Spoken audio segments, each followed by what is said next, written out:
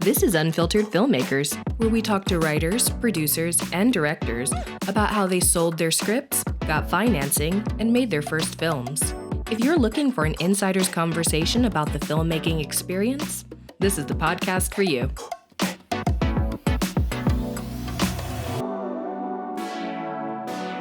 Leon, thanks for being one of the first guests of the Unfiltered Filmmakers podcast. Thank you for having me, Real. I greatly appreciate it. So let's give them a little synopsis of Welcome Matt. Like, what's the story about? Welcome Matt is about an filmmaker who's suffering from agoraphobia. So he's in his house trying to make a feature film. And at the same time, he's receiving in-home therapy to get out of the house so he can get back out into the world and do his thing. How did the idea come about? The idea came about me wanting to do a feature film for no money. That's a unique thing in indie filmmaking. But I mean, like, I had just did my first short film, and I wanted to have a feature ready when I felt like I was ready to do one. And I was thinking, okay, minimum locations, minimal characters, no crazy stunts or anything like that. Then once he was in his house, I had to figure out a reason for him to be in the house. And then I looked up the mental illness of agoraphobia, and it took me down this whole rabbit hole with like mental health. And I thought that'd be cool, especially since we don't have that many films in the Black space about mental health. Just came from wanting to do something for like not that much money, but then figuring out a way to make this contained, but also like make it cool and interesting. And so you said something interesting there. You had just finished your first short, and you'd already started constructing the idea of doing your first feature, knowing that you were going to do multiple shorts. Yeah, but I knew that the writing process would probably take a minimum of 6 months to a year. So I was thinking, okay, I'll probably do 2 to 3 more shorts. Interestingly enough, I think I did like twice as many before I did the actual feature, but I knew it was going to be a process, so I wanted to start that process. So when I felt prepared to do the feature, I would have a feature ready to go. Any big ticket items that you knew you already had while writing the script? An actor, location, funding, camera gear, whatever. I had actors in mind. I didn't have an actor locked in. At one point, me and a friend of mine was talking about him, starring in it. But this came maybe even like 2 or 3 years after I started writing the draft. And then as far as camera, I had access to a camera, not the one I would want to shoot the film on, but I knew if all those failed, I could shoot on like this DSLR that I was shooting everything else on. Didn't have a location, but it was meant to be in an apartment, so I figured I could find one for hopefully not that much money. So no, I didn't have any big ticket item. Had you had a big ticket item, a big actor, or say you had the location, do you feel like that would have changed how you went about writing it? I don't think so. Because, I mean, the whole thing about it was, like, there's projects I'm looking to do right now, and I'm in talks with notable actors, and they're still contained. It's just budget, like even if I had an actor or I had the equipment or whatever, I know I still got to, like, feed everybody. We got to do company moves. And you knew that as a writer-director, you already had that mindset coming out of even your first short. Yeah, my first short, we did have a few locations. It was like company moves, and it was like a lot of moving pieces, and it was not a great experience. So I was just like, it was just a short. So I was like, I couldn't even imagine what it would be like if I had to do this for like an actual feature. So I wanted the feature to be as contained, as simplistic as possible. And I knew writing, it would have to be more of like a character study than anything else. You had an idea how long the writing was going to take. How long did it actually take you from beginning of the idea to fully completing the script? Roughly 4.5 years. And that was like, really? It took, I mean, like I had written the first draft of the script in maybe about a week. But then, like, I was doing rewrites, and then I'd go write, like, a short, and then, like, produce and direct that. then I'll come back and then I'll like work on it. So like every maybe 3 to 6 months after I finish up another project, I come back and revisit the feature script, and some people will read it and they're like, oh, we can get some names and we could do this and we could do that. Yeah, but it took me a while. And then maybe a couple of months before we start getting like names attached, I did like another really drastic rewrite. Yeah, it took a lot longer than I thought.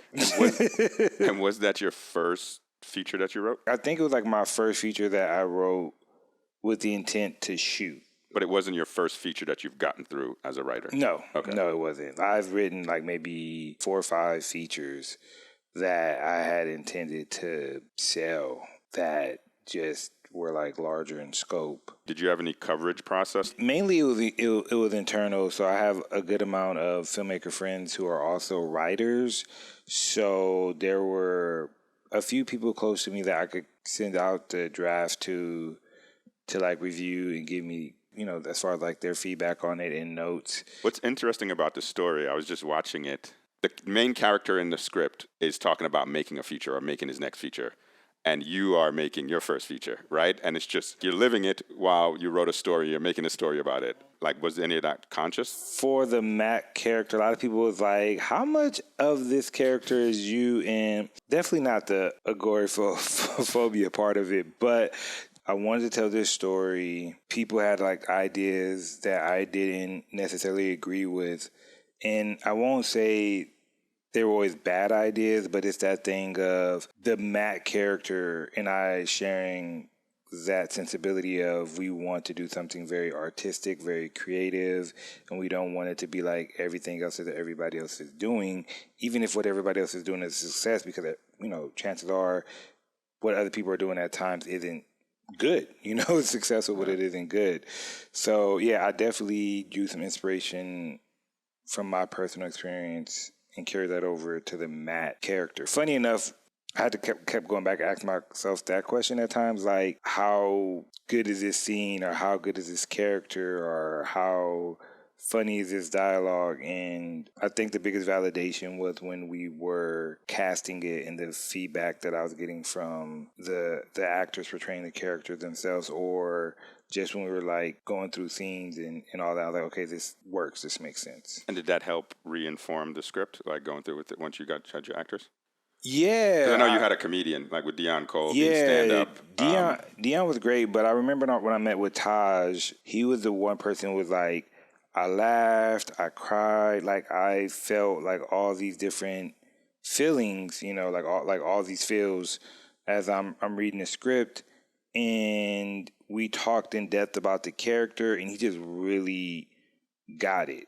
And I was like, okay, cool. Like, he understood what I was looking to do with this character and with this story. So that made me feel really good.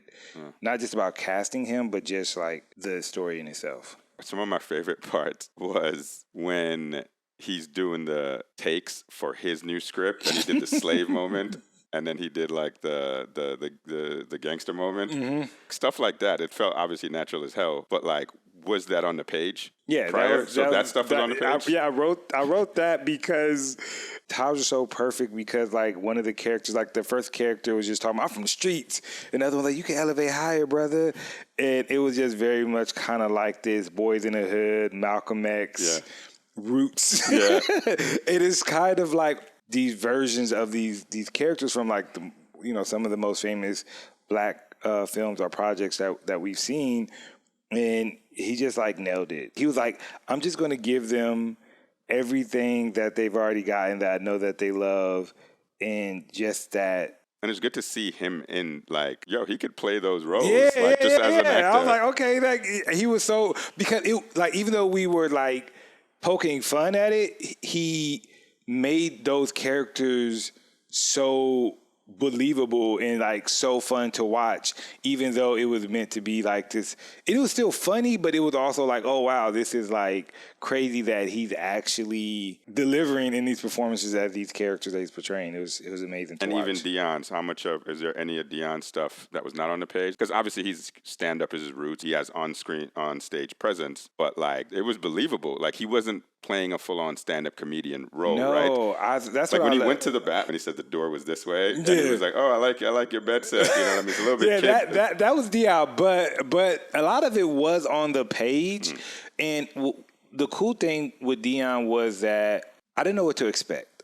I knew he was going to be funny, but he was also very grounded, and he had some of these like really serious moments where he almost felt like a surrogate father for the Matt character in a way. Yep. He improv'd some stuff for sure. I expected like nothing less, but a good amount of it was on the page. But him and Taj together, there was these moments where they like improv, and it was just like Taj's reactions were so real in the moment because Dion would just do something that he didn't expect to happen in the scene, but he would just still respond as a character, and that was really great to see play out. Yeah. Now let's shift to a little bit to development. Give me a rough block out, a timeline, month periods, year periods from like starting the script, pre-pro, production, and then completion. Yeah, so as I said earlier, writing it took a few years, which wasn't intentional. One of those years, I got hurt, so I couldn't do really much of anything. But once I felt like the script was in good enough shape, and this was like in 2018, I had just got back from Sundance, and I was talking to casting directors about casting it. I couldn't get people like lined up for the timeline that I had in mind. We were supposed to film in March of 2018. I ended up doing another project in March instead of Matt because I wanted to shoot something, and I just knew I had to wait at least a couple of more months to do Matt. But I want to say like once March came into play, I had got a casting director, Phaedra Harris, and I had got a producer, Jenna Cavelli. And once those two people came into play, it started like fast tracking the process. I found a location in February that was, this woman just bought an apartment building.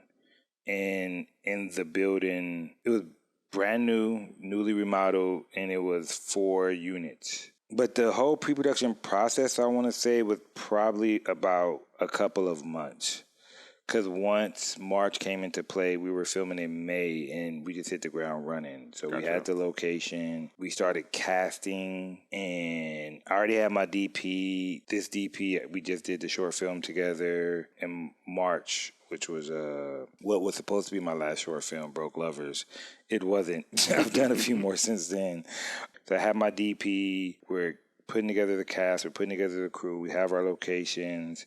So, yeah, pre-production was, about a couple of months. And I'm having interviews with, like, production designers, makeup artists, costume designer.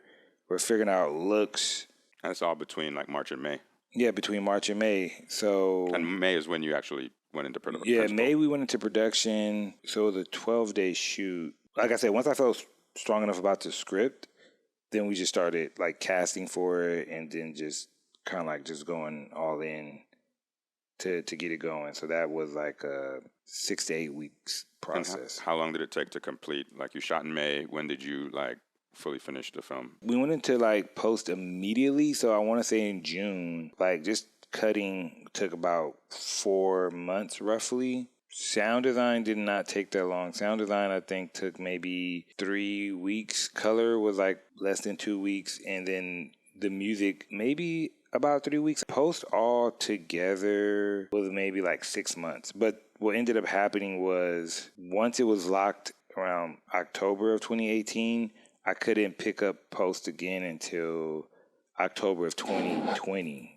because we ran out of funds, which happens. Yeah. I went in with enough money to do the project, but then there was like an emergency situation and it took a while to get my money back.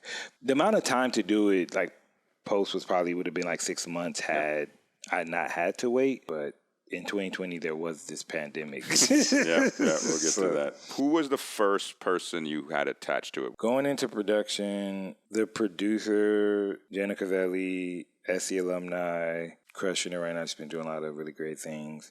She was on board. Talent-wise, we were holding a lot of auditions. A couple of people I knew I wanted for roles. One of them was Adrian Ray, who ended up playing Samantha, which was Matt's girlfriend in the movie, who ends up becoming his ex-girlfriend. And then the other one was Derek King, who plays Chris. They both had auditioned for Broke Lovers. And while I didn't cast either of them in that film, I knew they'd be great for these characters I had in mind for Matt. So I reached out to them both and told them, like, hey, I'm doing this feature. I would love for y'all to be in it. And they were like super like excited and hyped about it. So can you talk about like how much the budget that you had? yeah, we was like the low six figures range, so roughly a couple $100,000, which, you know, when I first wrote the script, I had planned on doing it for like 40 or 50. And then the 40 or 50 was like, oh, okay, maybe like 60 or 70. And then 60 or 70 was like, oh, maybe 100. And then 100 was like, well, you know, maybe 150. So it kept elevating. In the middle of development to production? Yes, Gotcha. yeah. And so then we landed around like a couple hundred. And then it was that thing of I'm working all these years and I'm kind of like saving up. And it's one of those things where it's like, do I invest my money in like Bitcoin? Do I like buy a house? Or do I make a movie? And I think any filmmaker, when they get the opportunity to make a movie, they're going to make the movie, you know? So that is what ended up happening. So I fully financed the film out of pocket. Out of pocket. Yeah. How much of it was liquid, in kind, and deferred? It was all liquid. All liquid. Gotcha. It's all real money until we got... No crowdfund or outside finance? No. I was considering doing a crowdfunding, and I've produced projects that have done successful crowdfunding campaigns. I don't know. Thought crossed my mind. I considered doing like a crowdfunding, but I didn't. I was in talks with some people about financing or assisting with financing, but you know, anybody who's ever gotten money from anybody else, there's so much of a process to it, and I just was like, I don't want to go through this process. And you feel that way even now? I mean, obviously that was your first feature. Honestly, no independent filmmaker want to go through the process of going out to get the money. We all want to get the money, but the process in itself, it's challenging. It could be frustrating. It could be exhausting. It could be all these things that don't feel great. So at the time, because I didn't have to wait on anybody, I chose not to. And honestly, I still feel that way. But the best thing that I think could have happened was this film made enough money where I could have made another film and like keep going, or somebody would be super interested in just giving me money to like make a movie, because I think any independent filmmaker knows you're in great shape when you ask somebody for some money and they're like, yes, or people are showing up to be like, hey, I got some money, like, you want to do something? Like, you know, that's the dream. But and obviously the strings attached to some of the people that say yes or have money. Right, like that's even its own. Yeah, it's definitely its own thing. It's a challenge for sure. Yeah, I didn't do any crowdfunding or anything like that. I just went for it because that's what I'm accustomed as a filmmaker, which is prior to doing Welcome Matt, all the short films I've ever done, I've self-financed, and then the short films that I've done since, or whatever type of projects that I've done, I've also financed as well. And, you know, in school they say, hey, don't use your own money and all that jazz, but they don't tell you what to do if you don't get the other money. I mean, I feel like if no one give you money to make films, then it's like, and you don't use your own, then you don't make films. You don't become a filmmaker. Yeah. So as far as like projected budget, you mentioned what your intent was in development to what it ended up costing. It escalated or grew. Well, right? No, we had a set budget before we went into production. I was just saying there was different phases of the budget throughout the course of development. Okay. But once we went into production, we actually were under budget. So that's something I'm proud of. That's something that even now I constantly work to be under budget, which isn't always the case. Sometimes we're right around, like we're we're on budget. Maybe we're over a little bit. That's not uncommon. Yeah, but no, we had set on what it was going to cost based on, the location, the cast, the crew, the equipment. This was a real set. Everybody's walking around with walkies. We had like a few PAs. Because I'm so used to being on smaller sets or doing my shorts and just having to always have to do something. And I didn't have to do anything. I just walk in there like, oh, we're setting up for the shot. And I'd be like, and I'll just walk off and somebody would come, PA would come find me like, oh, we need you on set. And I'm like, all right. Nice. So, yeah, more than anything, it was like paying for this real world experience. It was like a really solid indie film set where we weren't struggling. With everything you know now, both the experience and what you've done since then, your development process for this film, if you could go back, would you have done anything different? Yes. I'm happy that the first film I've done, I wrote, produced, and directed by myself. I am happy about that. But I wouldn't have been opposed finding another writer to have worked with, because being the type of filmmaker I am, I don't want to spend years writing a script. I have literally one other script that I've written that I know that I intend to produce and direct. And I've probably written a dozen feature scripts, and I don't know how many of those ever actually go into production, but I know there's so much time and energy, and just work that just goes into writing a script, and it's the most necessary part of the process. Development-wise, I do wish that we would have kept the budget less, because I think it would have lent to the possibility recouping the money more easily and faster. And even in the producing, I had a physical producer who was on set, and I had another producer who assisted with getting talent, mainly Dion. But I didn't feel like I had the type of producing partner that I find myself often being when I collaborate and work with other writer-directors, where I have somebody really in the trenches with me. Yeah. So, yeah, having assistance in the writing and even further assistance in the producing space would have been great. And I think that would have also lent to us having a tighter budget and a better way to get the project out and get it in seen and better received. What would you say was the most challenging thing to lock down, whether it's location, gear, talent? If I'm being honest, nothing really felt hard. I found the location, and I got the location. The equipment, at this time, we're filming with the best equipment you could film. In 2018, we had not one but two Alexa Minis. We had Cook S4 lenses. We had all the bells and whistles. The one thing was, I want to say locking in talent, because everybody we reached out to wanted to do it. It was one role that I ended up casting maybe a week, definitely less than 2 weeks before production, which was the role of Lisa the therapist. When we did the audition process, there's a couple of prospects, but nobody that really blew me away. Yeah, there was one person we wanted, and we were trying really hard to get, and that didn't happen. But yeah, but the person we got was really great. Gigi's doing her thing right now. Once you've locked down everything coming out of pre-production, going into production, was there anything that you had to make a change, that whether it went away or you just had to make a decision while you were in production or about to go into production? No. Oh, nice. Yeah. Part of me wish it was filmmaker God helped you in that one. Part of me was I wish there was, so I could this happened and talk about it, but there wasn't. Well, you wrote such a contained story. I have an unhealthy fascination with single location films. Mm-hmm. Fincher, I don't think Nolan has one. I think of 10 Clover Lane. Yeah. Rear Window with Hitchcock.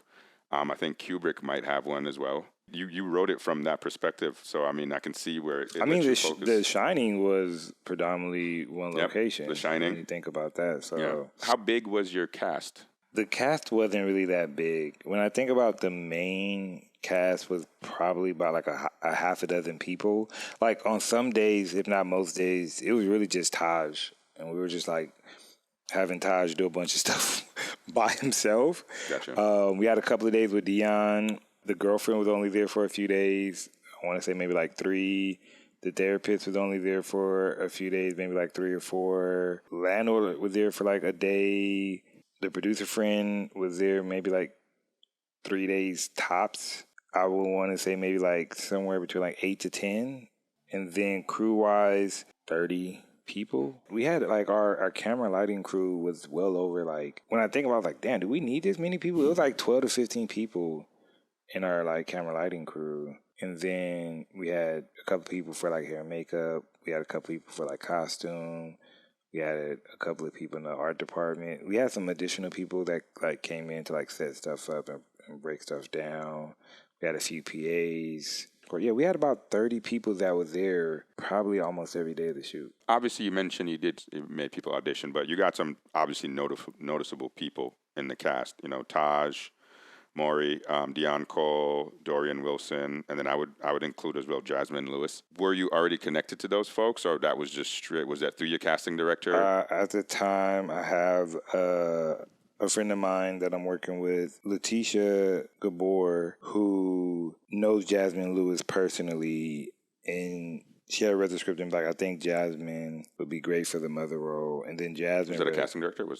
No, this is not the casting director. It's just a friend of mine who was assisting me in some regards with the project. So she got the script to Jasmine. Jasmine read it, loved it, said she wanted to assist in producing whether she got the role or not. We actually did audition some other people for the role. Some notable people that I grew up watching when I was much younger in films and TV. But Jasmine still landed it. And then Jasmine was friends with Deion Cole from them working together on like the barbershop films. So she reached out to Deion, and then Deion said he was down. We just had to like make it work with his availability.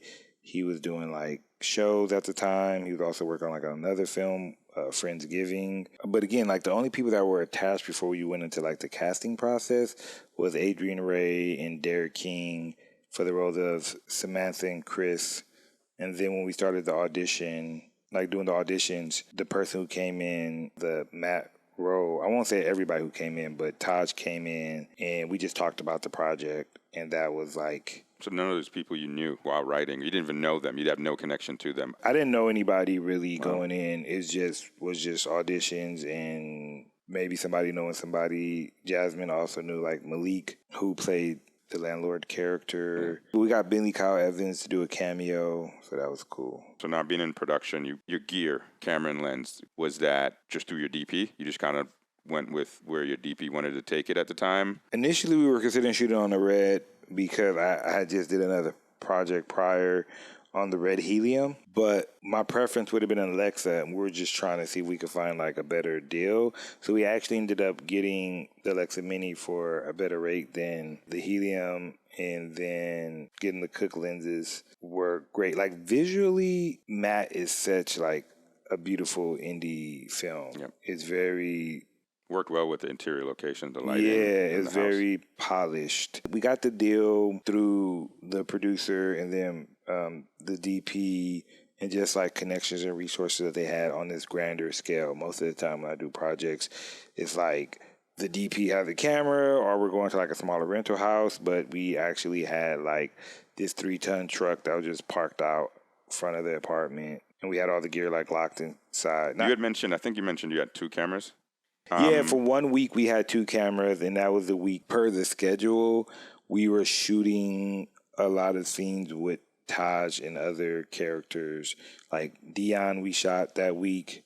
The mother we shot that week. So it wasn't a simulcam type of situation. It was just having one prepped to go to shoot. Yeah. So we predominantly shot single cam, but there was this one of the 2.5 weeks where we knew we were going to shoot 2 cameras just because we needed to save time. And then it also assisted with editing, matching the cuts when 2 people were like talking in a scene. Yeah. It was interesting when he's going on live for the social media live thing and he's trying to talk to the followers. Was that a technical setup? Was there something on the screen, or you shot what's on the screen before, or was that a live thing? So funny enough, when we did that, we did shoot the footage. It was like an overlay, like as if he was live, but Taj would have to mirror. He would mirror what the footage was on the screen. What was on the footage and without the audio. And also we had to do that for when he was talking to his mother. We shot all that footage. He had to like respond to the mom, but without being able to. And did you shoot the mom side with him off just camera? Yeah. Okay, cool. And then just kind of Yeah. got it. So My VFX brain kicked in. My VFX Yeah, filmmaker it brain was like, was- that's pretty good. Like, wait, how Yeah, is he it pulling was- this off? I credit that to Taj because I really believe it was very complex, like very complicated to hit all the right marks as far as like the moments or like even what was meant to be said and for it to like all match up without having the audio. What would you say the worst thing that went wrong on set? One day we were filming, it was a scene with the Matt and the Lisa character, so Taj and Gigi, and the power went out in the area that we were filming in. Like, yeah, it went out. So we're like, It wasn't even in the building or it's the fuse. It was like the power in the yeah, it was neighborhood. just in the whole area. It was just gone. And it was just like, oh, okay, so, you know, of course people are like freaking out, like, what are we going to do? And we were like, okay, we just got to get a generator so we can like get power on the lights and get all that working. We lost like a couple of hours, but surprisingly, we still made the day. And before we even got the generator, the lights came back Lights on. came So on. I was just using that time to like rehearse with the actors and being like, hey, you know, they're like, is the lights going to come back on? I was like, yeah, but if not, you know, we'll get the generator, we'll figure it out. What was one of the lowest moments in production and one of the highest moments? Every day of production for me was like walking into like a dream made real. So there wasn't lowest moments. There was like challenges, like I said, with the lights going off. Taj was sick for a few days on set, so we had to get him like tea and soup. Everything really went very smoothly. And given like the amount of money that I felt like that was spent on this indie project, like at least I could say that was like well worth it, because anybody who does an indie film knows, depending on what your budget is, you're probably going to have like a lot of low moments.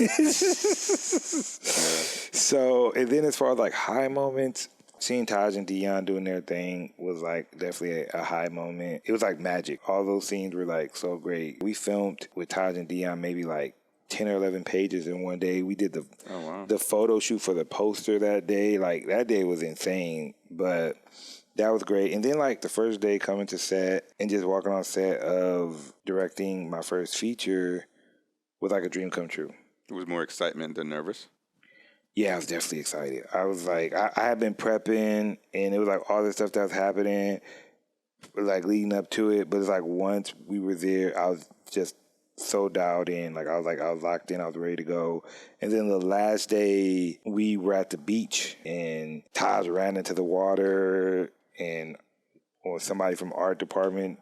Devin, he ran into the water, and then we went to like a nearby restaurant and we got like food, and it felt like very much like a family, almost surreal in a way. So yeah, it was great. So now that you wrapped production, principal photography, how are you feeling at this point? I was feeling accomplished. I was feeling good. I was already mentally prepared for what comes next, which is watching through the footage and, you know, preparing for post.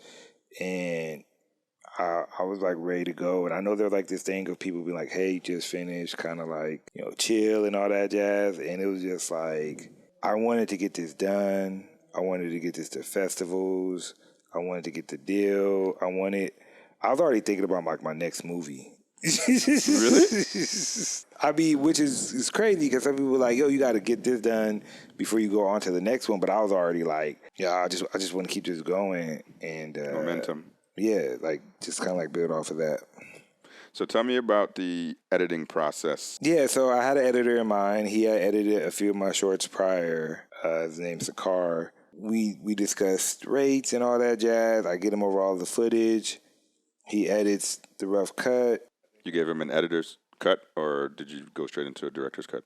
No, editor's cut. I typically start with that because, you know, I just want to see what the editors are going to come up with. Fresh eyes. Yeah, and then I remember when I did see the first cut, though, I was like, you know, like Scorsese had this saying of, if you don't like see your first cut and like want to cry, you probably didn't do your job right. So I was like, oh, I must have did my job right, because I saw the first cut. I was like, oh man, I don't know. You didn't want to crawl into a hole after the first cut? I didn't know if I had a good movie.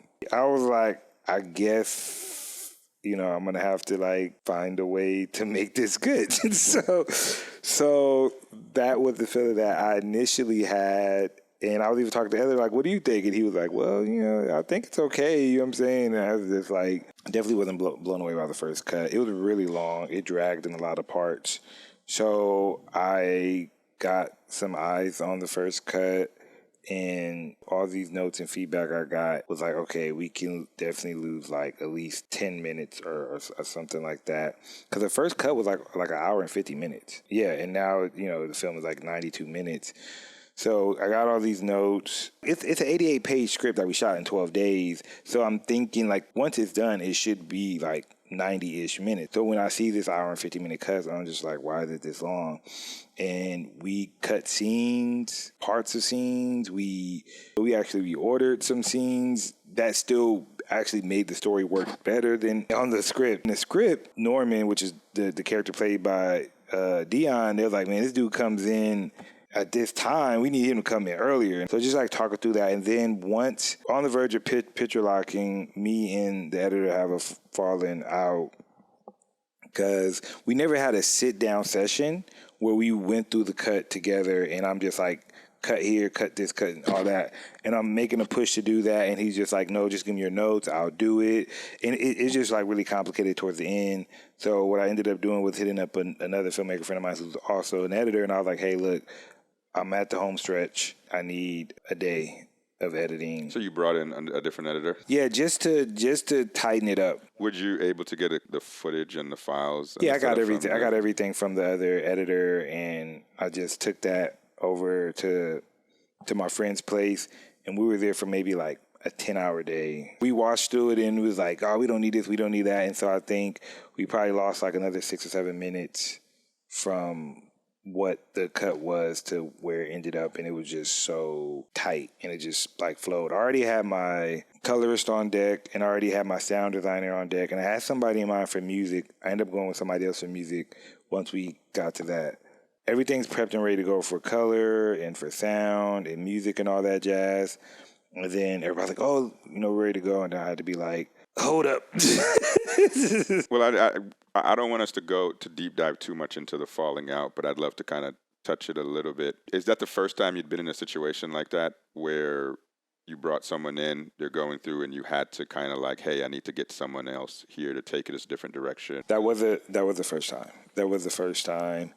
And it was just one of those things where he had never edited a feature before, so he felt like he was doing too much work. Which I understand, where it's just like, but I'm like, this is a feature, you know what I'm saying? And then this was the rate, which I think was, a good rate, and then he was paid up before he was done. And then, there was this thing of asking for more money, and I ended up paying more money. So it wasn't even about the money as much as it was like, he was doing me a favor, but I'm paying. So I'm just like, look, man, like, at this point, I could pay anybody else to like finish it if it's a thing about money, but it's just like I want to make sure it's going to be done right. But at the end of the day, it's like that dude later on would go on to like do other work for me and whatever have you. So you made it amicable. Yeah, it was cool. Did you have contract-wise to get all scene project files and stuff like that? Did you know that at the time, or it just kind of worked out that way?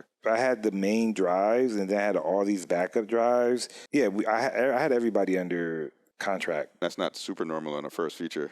To have everybody under contract? Yeah, I mean... So that's a good thing that, Yeah, I mean, like, I had an attorney. I had legal. I had...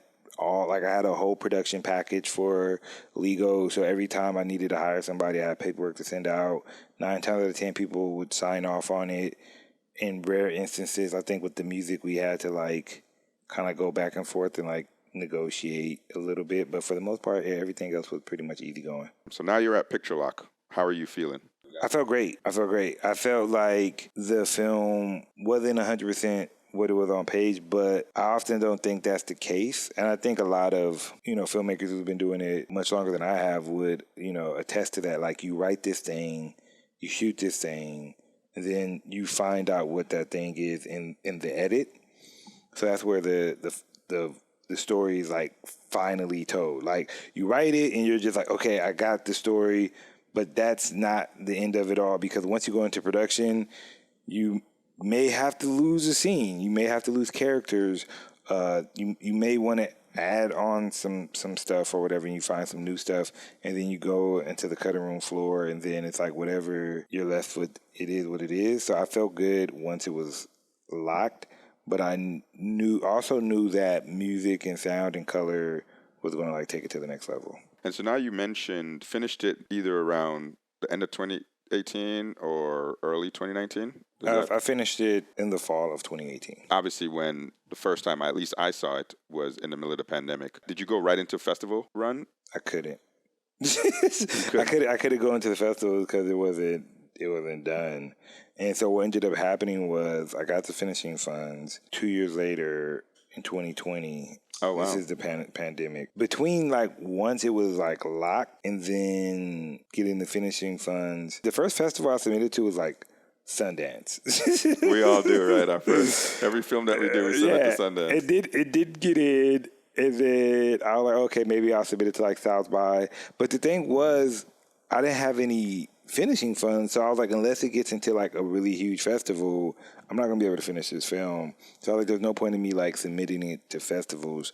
It only went to 2 festivals, and that was ABFF and the Pan African Film Festival. Yep.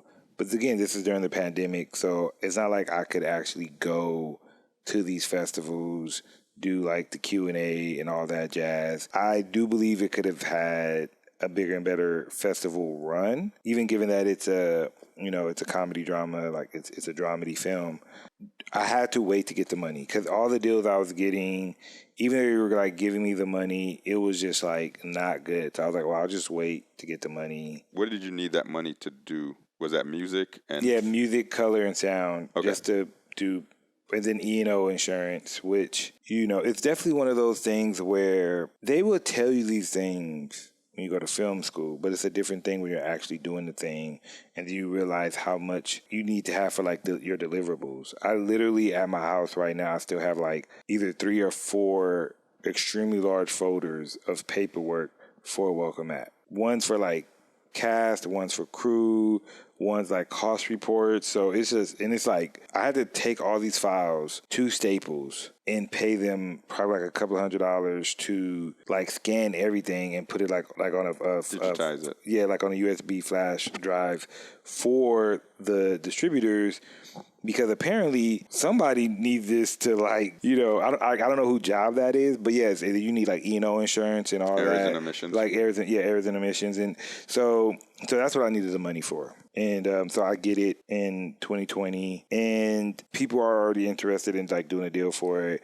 It is the pandemic, so people do things like, oh, Leon did like a pandemic film during the pandemic. I did not. Like I wrote and directed this like 2 years before there was a pandemic. Did it rock you at any of like you made this film before you had some big names in it? I mean, this is like the first feature filmmaker's dream, making a contained film with some name talent in it, and then obviously between the needing finishing funds plus the pandemic, were you feeling kind of down, or like did it rock you? Yeah, it definitely did. I mean, a lot of people said that the film came out in a better time during the pandemic just because people could like relate to it so much more, and I do think there's something to speak to that. But then it's like one of those things where, had I finished the film and did a festival run like 2019, 2020, and it's out in 2020, it's still out during the pandemic.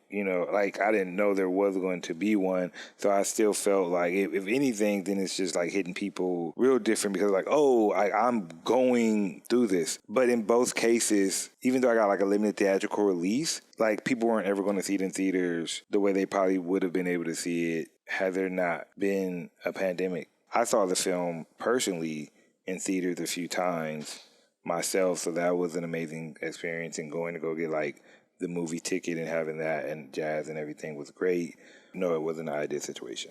Talk about the process going after distribution deals. Yeah, when I think about the distribution part of it, it was like my least favorite part of the overall experience. Especially like the Duplass brothers, you do Baghead for like $50K, you go to Sundance, and then you're getting woken up in the middle of the night to do one of the midnight deals, and you sell the film for like $500,000. Then you're like, okay, this was great. You know what I'm saying?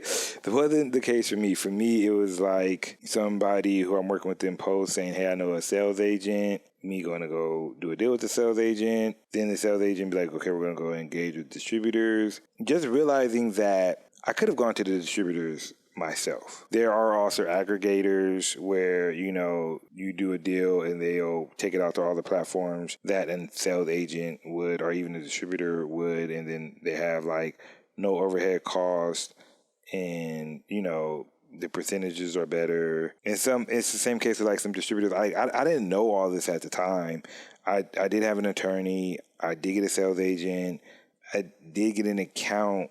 It's like a CAM account. It's like in Europe. I want to say like maybe somewhere in like France. You know what I'm saying? So where like the money goes from the distributor to the sales agent and myself, and to SAG and whoever else, the attorney got paid and all that jazz. So like I'm doing all of these things, but it was like when the deal came in for the distribution, I'm saying no, because it's like I did so much work. Like even though I had a sales agent, I had a friend of mine who put me in contact with somebody at Starz, and Starz was like, okay, we're going to do the deal, and we're going to even give you upfront money. So now the distributors give me MG, they're giving me P&A, we're doing a limited theatrical release. But again, I never even saw my distribution contract. Recently, I engaged with that same distribution company, and they're sending me over the contract for another project, a feature that I produced, and I'm going back and forth with them and negotiating the deal. And I was thinking to myself, like, what did I have a sales agent for? So you never saw the distribution contract from Welcome Matt before because it was going through the sales agent? No, we just was talking about the deal points. And obviously, if you had to go back and do it, that's what you would change? I would definitely change that. A, I could have gone straight to the distributor. B, in turn, I could have gotten a better deal because, you know, if you're a sales agent or a distributor, you're like, oh, I have relationships with Netflix and Hulu. But if you get it to the distributor can go to those places themselves without the sales agent. That's what I would have done differently. But I didn't know. It was my first go around, and I feel like I always tell people I got the best, worst deal that I could have got given like my knowledge and experience up until that point. Making a film is like running a relay race, but you're running every leg yourself. You can easily run out of gas, steam, or motivation, or just like you take the bruises as you get to all the different legs. And I'm always asking myself, should I get like an EP or a producer that's solely for the last stretch of it? And me as a creator, as a director, I just need to finish a great film and just get someone on my side who doesn't have the bruises and the scars of pre-production, production, that they're just excited to take the baton and then oversee a lot of that distribution, the arguing or the negotiating with whether it's sales agent and distribution. Would you recommend something like that or do something like that yourself? Like getting another producer on board that just strictly handles the end side? I think there's definitely benefits to that.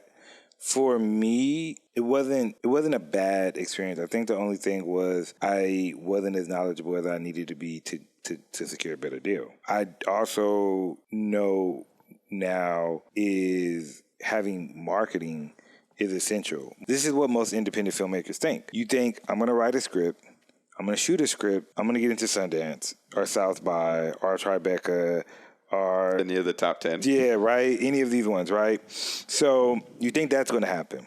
And it might, but it might not. And then, okay, well, if it doesn't get into a festival, I'm still going to get a deal. Like I'm going to get it on Netflix. And you might not. You know what I'm saying? And then what ends up happening is you're at your wit's end and you're like, you have a couple of options. You're like, I can never put this film out, which I think is the worst thing you can do. Yeah. The other thing is you like, I could put it out, like I could self-distribute it, which depending on how you go about doing it could work. But once you decide to put the film out, you need marketing. And I'm going to say right now, like that's one of the biggest things that when I look back is like I needed to secure money for marketing because you need digital ads. Billboards would be great. You know what I'm saying? You just need to bring some awareness to the project because, again, if you don't get into a prominent film festival or, you know, you don't get picked up by, like, say, Amazon, Netflix, or anything like that, and even if you do get picked up, like, you know, there's, like, indie films that are, like, Star, that are on Hulu, and if you're scrolling for, like, 5 or 10 minutes, you'd be like, oh, what's this? You know what I'm saying? So, but if you have marketing though, that is a game changer. So it's like if you don't have that, then you're gonna be in trouble. So that was like one of the biggest lessons I learned.